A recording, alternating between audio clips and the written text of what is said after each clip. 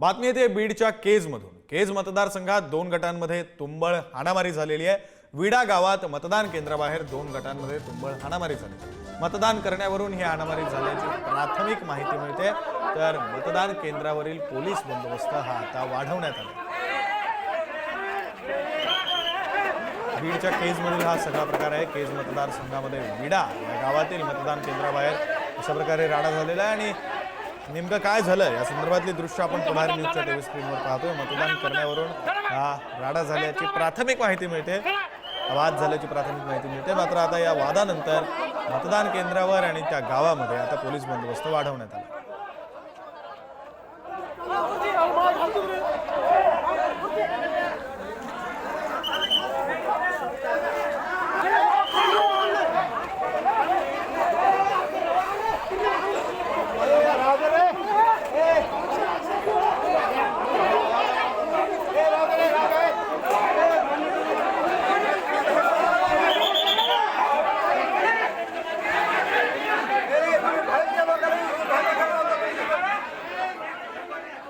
आपले प्रतिनिधी उदय नागरगोजे आपल्यासोबत फोन लाईनवरून जोडले गेलेले आहेत, त्यांच्याकडून अधिकचा तपशील घेऊया।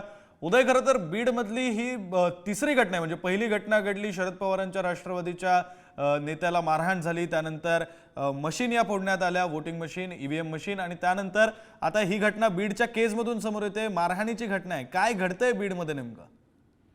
नक्कीच विक्रांत, आपण जर बघितलं असेल तर परळी मतदारसंघात लागोपाठ घटना घडत होत्या सकाळपासून। मारहाण असेल, ईव्हीएम मशीनची तोडफोड असेल किंवा मतदान प्रक्रिया ठप्प करणं असेल, या सगळ्या घटनांनंतर आता केज मतदारसंघातील देखील हा प्रकार समोर आला आहे। केज मतदारसंघात विडा हे गाव आहे, त्या ठिकाणी राष्ट्रवादी काँग्रेस, शरद पवार गटाचे आणि भाजपाचे कार्यकर्ते समोरासमोर आले आणि त्या ठिकाणी अगदी पोलीस दिसत आहेत। त्या ठिकाणी पोलिसांच्या उपस्थितीत ही मारहाण करण्यात आली आहे।